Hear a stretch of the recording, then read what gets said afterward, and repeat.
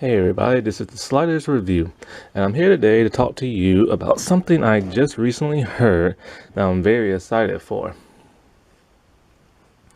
I couldn't believe when I heard this news because this show's been, well, it's been canceled for a couple of years now. We're about to begin a whole lot new Avatar The Last Airbender type stuff. See, Paramount Plus, which used to be called CBS All Access before the whole Paramount and Viacom merger type thing. So now they rebranded it and now it's Paramount Plus. Pretty much it's a lot of like networks that are all crumbled together. It's Nickelodeon, CBS, BET, MTV, Paramount, Viacom type stuff, all them type people. But anyway, Nickelodeon and Paramount Plus have decided that they're going to create all new content of Avatar stuff. This is amazing news because I love Avatar The Last Airbender. It was an amazing show on Nickelodeon. It came out when I was in college, and when I initially watched it, I watched the third season and when it was in production. And I remember when I watched it, I didn't particularly like it all that much. But then the reruns started showing up the other seasons, and I started to really like get into it. Because when I was watching it before, I wasn't really paying attention. The second season is my all-time favorite season. Like, the storytelling is amazing. The voice cast is awesome. The animation is gorgeous. It's like hand-drawn animation scanned on computers. They only use CGI when it comes to more of the mechanical type stuff or like vehicles. It was like a groundbreaking show in the martial. So what they're going to do, they created something called Avatar Studios, and they're going to be coming out with all new shorts. I don't think nothing live action, but they are making another animated series, and they're making an animated theatrical movie, which is a little confusing because Netflix announced a couple of years back that they were making an Avatar Last Airbender live action show. And the creators of Avatar The Last Airbender animated series, they were on board helping them making this show. But then something happened. It was reported either early this year or late last year that the co-creators of Avatar had a huge falling out with Netflix. They didn't say exactly what the falling out had to do with, but there are rumors speculating that Netflix wants to make Avatar more mature. Now, the last time Netflix said this, we got Fates of the Winx Club saga, which was based off a French cartoon called The Winx Club.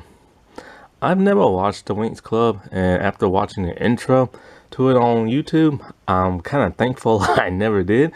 It's a little too girly for me, even though I watched Sailor Moon back in the past, but this is like ultra girly with the movements and the way they flow and walk. And when it comes to the Fates of the Winx Club, yeah, they turned this colorful cartoon with like fairy wings into this modern day adaptation, which of course is just trying to be like the Chilling Adventures of Sabrina and trying to be like Riverdale. They like pretty much modernized the crap out of this show. They're still fairies, but they use their power like witches, and they don't have their wings until one of them gets them towards the end. But they don't have wings because of like budgetary reasons. And of course, the backlash to Winx Club saga was swift. One main reason is because they whitewashed the show. Okay, from what I've heard about Winx Club, because I've never seen it before, but what I heard that they based all of their characters off of pop singers, Beyonce, and also entertainment stars too. So it's Beyonce, Pink, Britney Spears, Jennifer Lopez, Lucy Liu, because I guess they couldn't find like an Asian singer. Well, all they had to do was go to K-pop or like J-pop or rock, and they would have been able to find somebody. But anyway, so yeah, they whitewashed the Hispanic and the Asian character and made them both white. And this has like pissed fans off like extremely. It's kind of like, could you imagine being a little like Asian kid seeing this character on TV, and then all of a sudden, like you hear it's gonna get a live action like update, and then it's kind of like you're thinking, ooh, wow, I get to be represented or something like that, and then all you see is like a white person there, which brings me to another property of Avatar.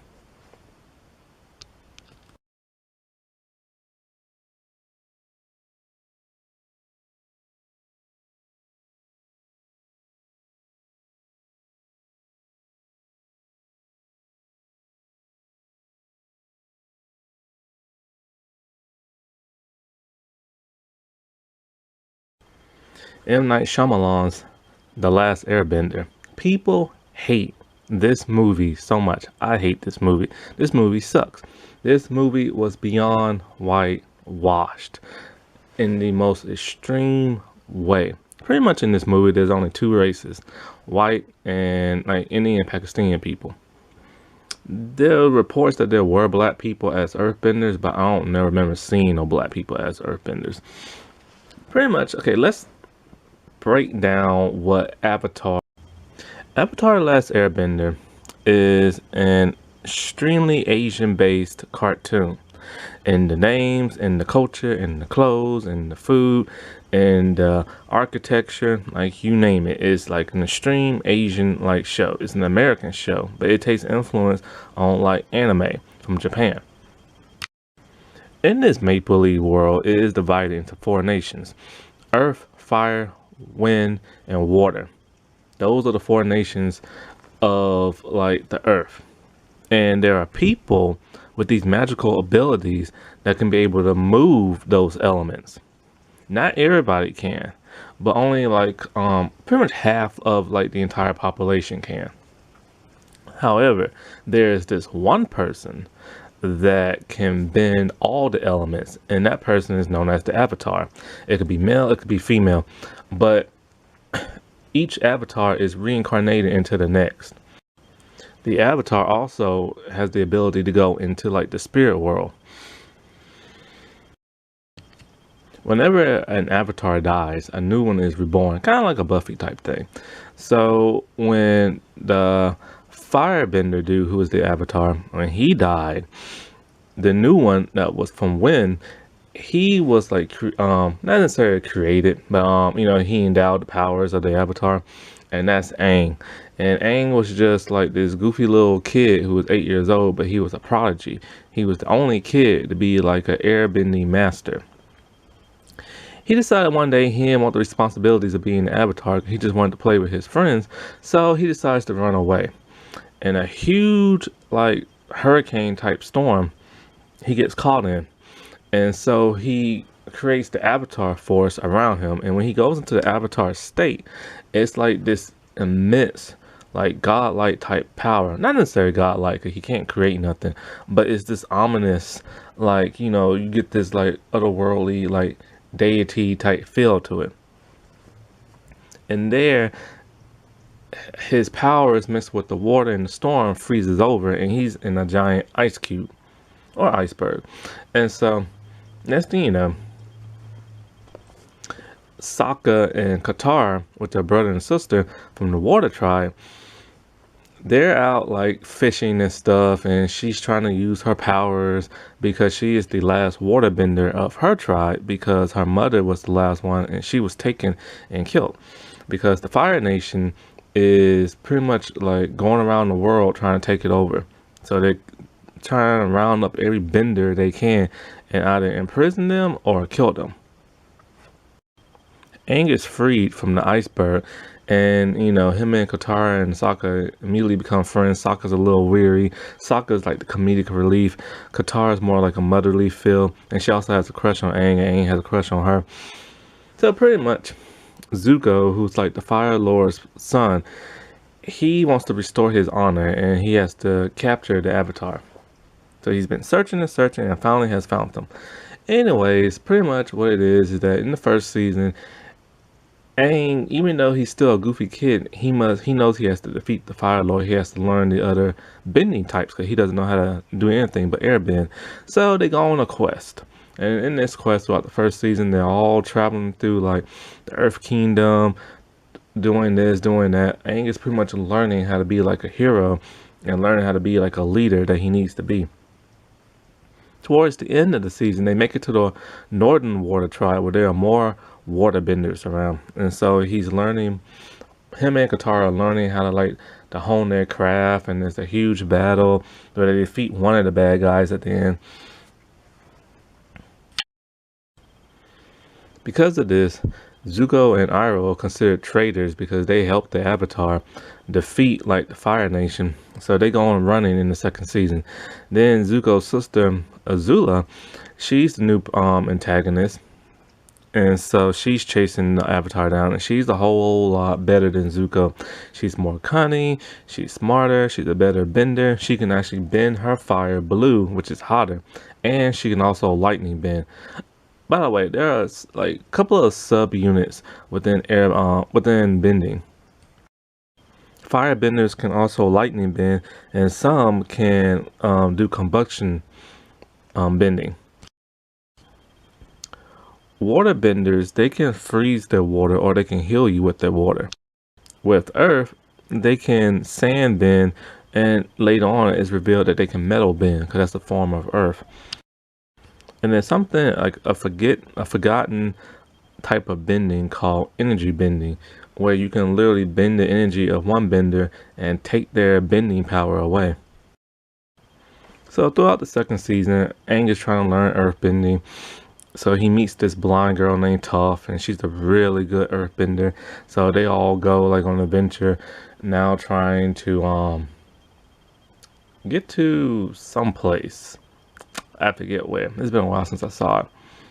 And so, you know, Toph, she has a really like aggressive personality. So her and the others, like, you know, they clash all the time. But in the end, Azula tries to take over Ba Sing Se. That's the place I was thinking of.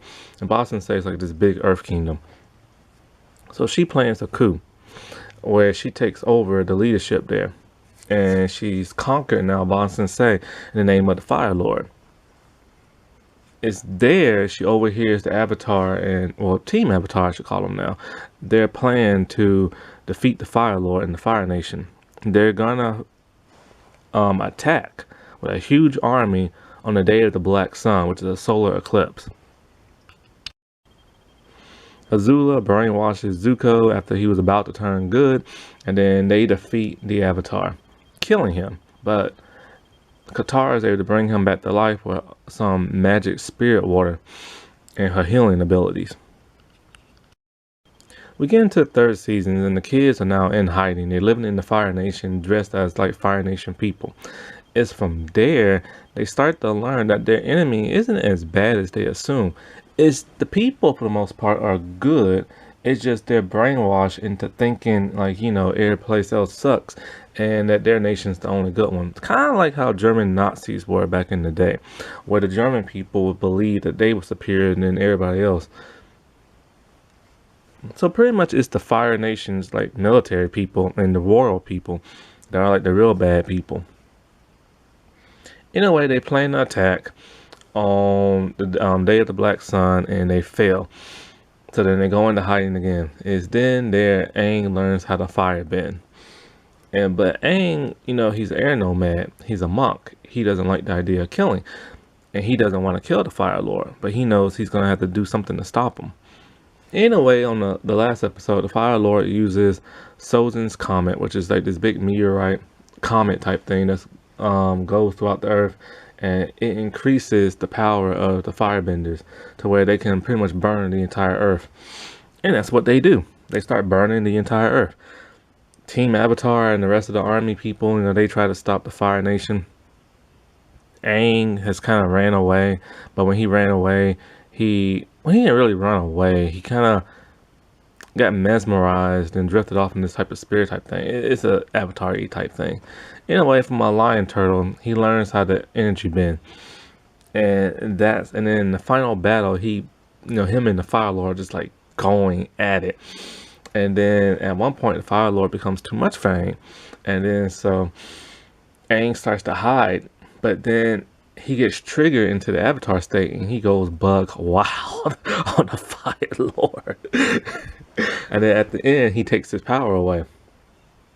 After that, everybody like reminisce, and all the nations are like coming together, and it's a kumbaya moment, and Zuko and Aang they hug it out, and that's it. Now, like I said before, the movie pissed people off because they whitewashed everything. All the heroes in the movie are white. All the villains in this movie are either Indian or Pakistani people, which pissed people off tremendously. Like, what doesn't make no sense is that look at the director of this movie. Why did he turn on his own people and make them all the villains? That don't make no sense. Unless the studio wanted him to do that, but I don't know. Also, what pissed people off is that he changed the names of some of the characters.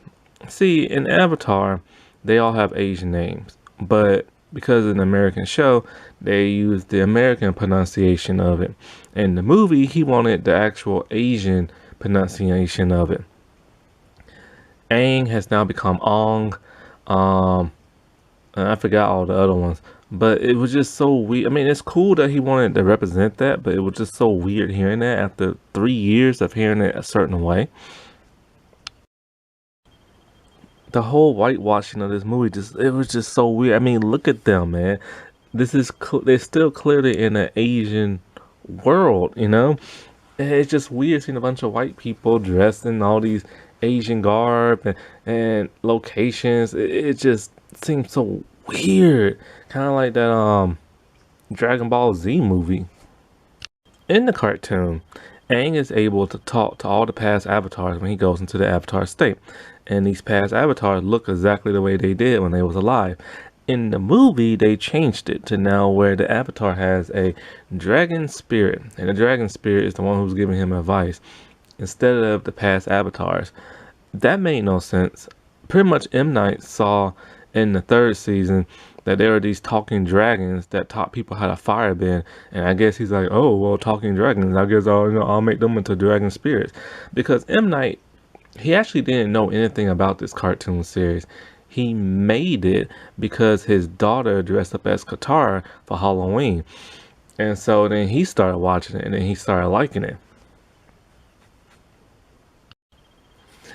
At the end of the first season of the the cartoon series, Aang uses the spirit of, I think, the moon god or something like that to defeat the Fire Nation. Pretty much it's like a yin and yang. They circle each other, these two fish, they circle each other, and one of the bad guys killed one of the fish, and then so Aang and the other fish, they combine their powers, and Aang does like this incredible type stuff. In the movie, that gets glossed over, and pretty much it's just Aang using his like newfound like water bending powers. It wasn't all that impressive. It was just so lackluster, and the animation was just so much better. Also, it was very touching because Sokka's new girlfriend Yue, she has part of like the moon like spirit powers in her from when she was born, so she releases it back into the dead fish, which causes her now to become the moon, and she dies, breaking Sokka's heart. None of this is shown or even explained in like the movie. Now the thing about bending is like a couple like brief moments with a martial arts element to it. It's all these hand gestures or feet gestures depending on how you what nation you're from. In the movie, they decided to turn bending itself into a martial arts like dance, where it's just a bunch of people dancing around, and then they throw some like martial arts moves here and there, and then they bend, which takes a long time. It would take a person about 15 seconds or so to bend in the movie, where it would take a person 5 seconds in the cartoon to bend. Needless to say, the movie flopped. All of the creators of the cartoon hated the movie.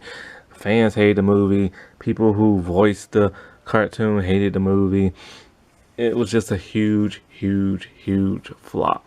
So people was hoping Netflix would kind of like fix this, and now we have no idea what Netflix is gonna do, because now Paramount Plus is gonna make a new Avatar series and little animated movies and stuff.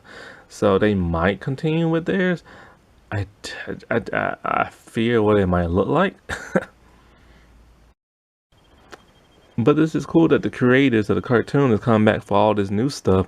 However, sometimes lightning doesn't always strike twice and, hits one out of the park. Because they created a sequel to Avatar The Last Airbender called The Legend of Korra. At first, it started off really good, really strong, and I loved it in the first season.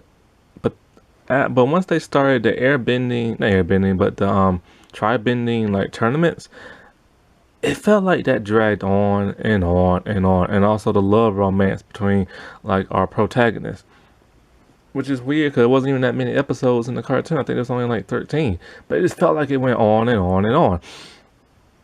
And also they was on hiatus, which made it feel even longer. Then it revealed, like, even the main bad person was cool at first until you found out who and what he really was. And then it just like, really, that's it? And then it just ended on a whimper. And then the second season, I don't really remember much of the second season. All I remember is like a lot of spirit world type stuff, and that's all I remember. The third season I actually like. I actually own the third season on DVD. And I think, yeah, and then it had a fourth season, and the fourth season was kind of lackluster. And I mean, it's kind of like, it came on the Nickelodeon cartoon channel, which ratings were so bad that Nickelodeon pulled the series from their airwaves and put it on their little website app type thing. That's kind of embarrassing. So it's kind of like, I like the creators of Avatar Last Airbender, but sometimes they can like push out a dud. So, but we'll see. We'll see. Now, I have no idea what these new stuff is going to be about. It could be about a completely different Avatar. I just want to see the original Team Avatar, like, as adults. It got teased in The Legend of Korra. We didn't get to see much of it. We saw like little glimpses here and there. We still don't know what's up with Sokka when he got older. We want to see them in their like 20s and stuff, before Aang dies really young. So I just wanted to share that with, all the like Avatar fans out there. I'm really hoping this would be a good series. Like, I don't want this to be bad at all. But, only time will tell. Alright, well, I'll talk to you later. Bye.